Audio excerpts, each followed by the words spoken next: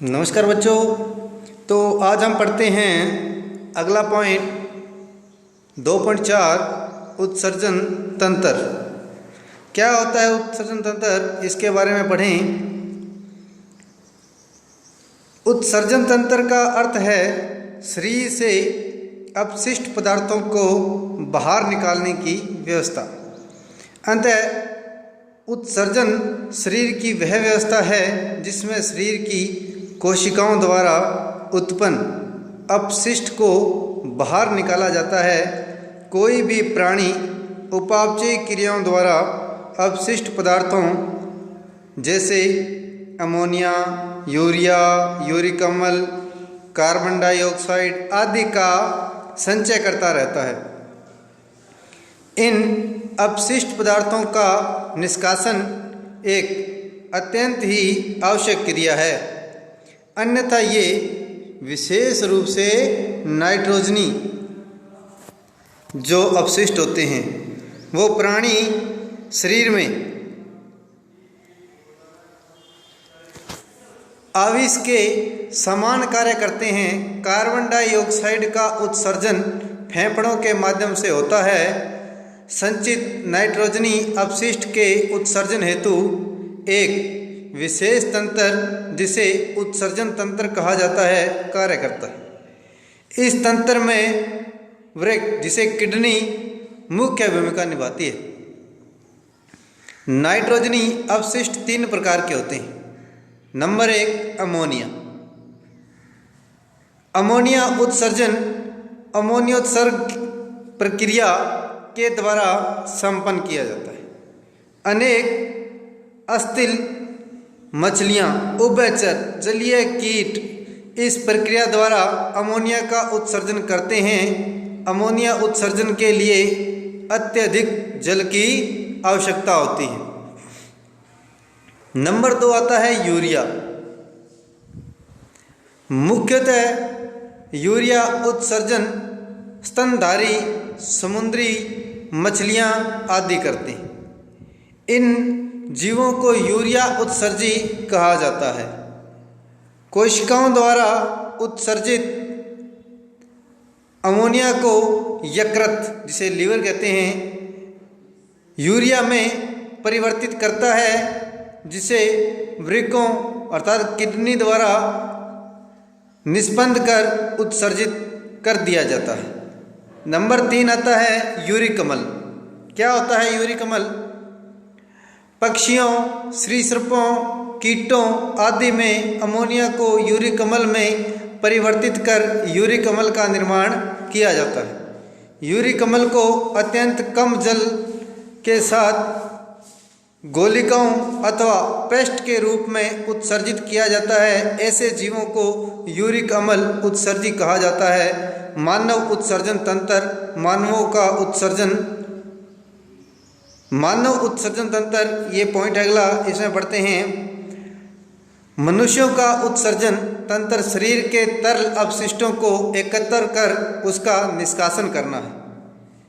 इस तंत्र में दो वृक्क अर्थात 2 किडनियाँ, 1 मूलाशय, 2 मूत्रवाहिनियों तथा 1 मूत्र मार्ग होता है, जिस प्रकार से ये चित्र में दिखाया गया है।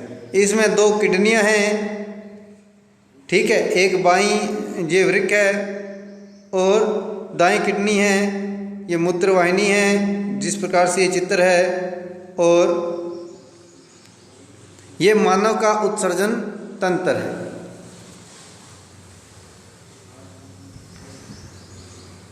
वृक्क क्या होता है? यह मानव का मुख्य उत्सर्जन अंग है, जिसे चित्र 2.9 एवं 2.10 या 10 में दिखाया गया है। यह शरीर से करीब 75 से 80% तरल अपशिष्टों को बाहर निकालता है। साथ ही शरीर में स्रावित समस्त रसों का नियंत्रण करता है। यह सेम के दानों की आकृति के गहरे भूरे रंग के होते हैं। ये उदर गुहा में पीठ की और अमाशय के नीचे कशेरुक दंड के दाएं बाएं भाग में स्थित होती है।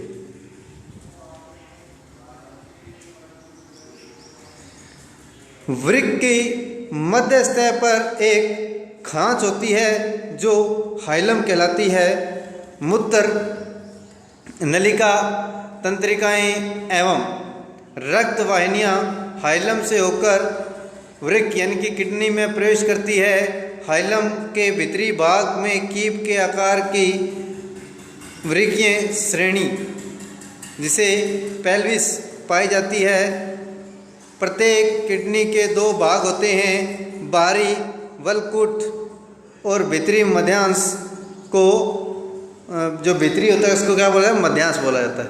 प्रत्येक किडनी कई लाख उत्सर्जन इकाइयों से मिलकर बना होता है। इसे वृक्काणु या नेफ्रॉन कहा जाता है, जैसे चित्र में दिखाया गया है। प्रत्येक नेफ्रॉन के भी दो भाग होते हैं। तो ये चित्र दिखाया गया है, आप लोग देखिएगा।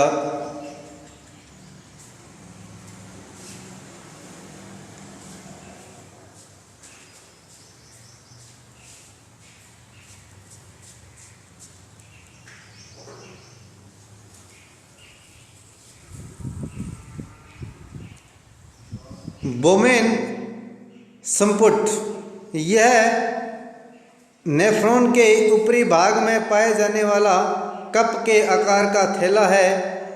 बोमेन संपुट में शाखा अभिवाही धमनियों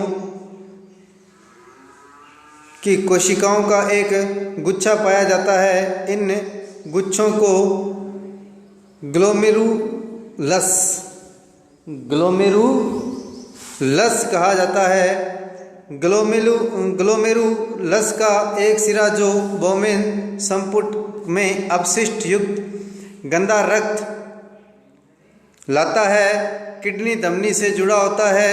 द्वितीय हिस्सा स्वच्छ रक्त को ले जाने हेतु किडनी सिरा से जुड़ा होता है।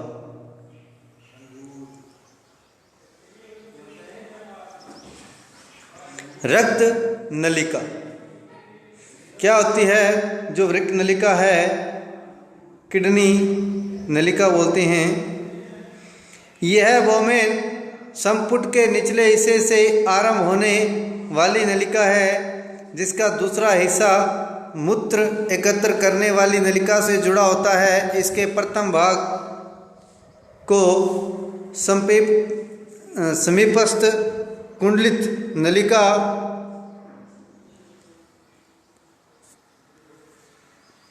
कहा जाता है।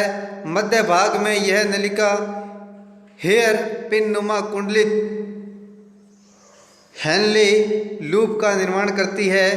इस नलिका के अंतिम भाग को दुरस्थ कुंडलित नलिका कहा जाता है। अब आता है मूत्राशय। यह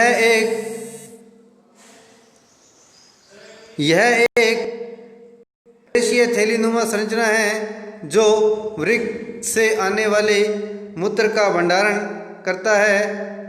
यह श्रोणि के ठीक ऊपर तथ्य जघन हड्डी के पश्च भाग में होता है। यह नाशपति के आकार का होता है। मूत्राशय मूत्रण में मदद करता है। लगभग 400 से 600 ml मूत्र किडनी से मूत्राशय में उतरता है। मूत्र वाहिनियाँ किडनी से मूत्र को मूत्राशय तक परिवहन करने का कार्य जिस नलिका द्वारा संपन्न किया जाता है उसे मूत्र वाहिनी कहा जाता है। ये नलिकाएं चिकनी मांसपेशियों से बनी होती है तथा वयस्कों में 25 से 30 सेंटीमीटर तक लंबी होती है। मूत्र मार्ग यह एक नलीनुमा संरचना है जो मूत्राशय से मूत्र मार्ग को शरीर के बाहरी भाग तक परिवहन करती है। पुरुषों में यह मार्ग लिंग से जुड़ा होता है तथा स्त्रियों में योनि के ठीक ऊपर समाप्त होता है। पुरुषों में यह स्खलन वाहिनियों से वीर्य को भी प्राप्त करता है। पुरुषों में मूत्र मार्ग की लंबाई महिलाओं की तुलना में अधिक होती है। मूत्र निर्माण मूत्र का निर्माण 3 चरणों में संपादित होता है। गुच्छीय निष्पंदन, पुनः अवशोषण तथा स्त्रावण। ये सभी कार्य किडनी के तो ये क्या दिखाया गया चित्र है हमारे वृक्काणु की संरचना का। ये सभी कार्य किडनी के विभिन्न हिस्सों में होते हैं। किडनी में लगातार रक्त प्रवाहित होता रहता है। यह रक्त किडनी धमनियों के द्वारा लाया जाता है। यह रक्त अपशिष्ट पदार्थों से युक्त होता है। इस धमनियों की शाखा अभिवाही धमनियाँ नेफ्रॉन में बोमेन संपुट में जाकर कोशिकाओं के गुच्छ के तौर पर परिवर्तित होती है। यहाँ रक्त का निस्पंदन कार्य पूर्ण होता है। प्रति मिनट करीब 1000 से 1200 ml रक्त का निस्पंदन कार्य पूर्ण होता है। यहाँ रक्त में से ग्लूकोज, लवण, एमिनो अम्ल, यूरिया आदि तत्व निस्पंदन होकर बोमेन इनपुट संपुट में एकत्रित हो जाते हैं। यह निस्पंदन फिर वृक्क नलिकाओं में से गुजरता है। वृक्क नलिकाओं की दीवारें धनाकार उपकला कोशिकाओं की बनी होती है। ये कोशिकाएं निस्पंदन में से लगभग पूर्ण ग्लूकोज, एमिनो अम्ल व अन्य उपयोगी पदार्थों का पुनः अवशोषित कर लेती है। तत्पश्चात इन पदार्थों को रक्त प्रवाह में पुनः प्रक्षेपित कर देती है। करीब 99% निस्पंदन वृक्क कोशिकाओं नलिकाओं द्वारा पुनः अवशोषित कर लिया जाता है। नेफ्रॉन द्वारा पुनः अवशोषित पश्चात साफ रक्त को अपवाही धमनिकाओं संग्रहित करती है। पुनः अवशोषित किए जाने वाले पदार्थ में यूरिया जैसे अपशिष्ट पदार्थ शामिल नहीं होते। ये पदार्थ वृक्क नलिकाओं में ही रहते हैं। ऐसे अपशिष्ट युक्त तरल पदार्थ ही मूत्र निर्माण करते हैं। नेफ्रॉन से मूत्र वृक्क की संग्रहण नलिकाओं में ले जाया जाता है। यहाँ से मूत्र नली में प्रवेश करता है। प्रत्येक वृक्क से एक मूत्र नली मूत्राशय से जुड़ी होती है। मूत्राशय वह अंग है जहाँ मूत्र को जमा किया जाता है। जैसे जैसे मूत्र इकट्ठा होता जाता है वैसे वैसे मूत्राशय बड़ा होता जाता है। पर्याप्त मूत्र जमा होने पर केंद्रीय तंत्रिका तंत्र द्वारा ऐच्छिक संवेदन संदेश मूत्राशय को प्राप्त होता है। ये संदेश मूत्राशय की पेशियों का संकुचन करता है तथा मूत्राशयी अवरोधनी में शीतलन पैदा करता है जिससे मूत्र का उत्सर्जन होता है। मूत्रण को संपन्न करने वाली तंत्रिका को मूत्रण प्रतिवर्त कहा जाता है। वृक्क द्वारा साफ किए गए रक्त को वृक्कशिरा लेकर जाती है। अब आता है उत्सर्जन में प्रयुक्त अन्य तंत्र कि उत्सर्जन में प्रयुक्त अन्य तंत्र कौन से होते हैं। वृक्क के अलावा हमारे फेफड़े, त्वचा, यकृत अर्थात लीवर आदि भी अपशिष्ट पदार्थों को उत्सर्जित करने में मदद करते हैं। फेफड़े कार्बन डाइऑक्साइड का, यकृत bilirubin, biliverdin, vitamin, steroid hormone आदि का मल के साथ उत्सर्जन करने में मदद करता है। त्वचा नमक, यूरिया, लैक्टिक अम्ल आदि का पसीने के साथ एवं सेट्रोल हाइड्रोकार्बन आदि का सीबम के साथ उत्सर्जन करता है। तो बच्चों आज के लिए इतना ही। धन्यवाद। शुभ दिन। जनन तंत्र पढ़ेंगे अगले वीडियो में।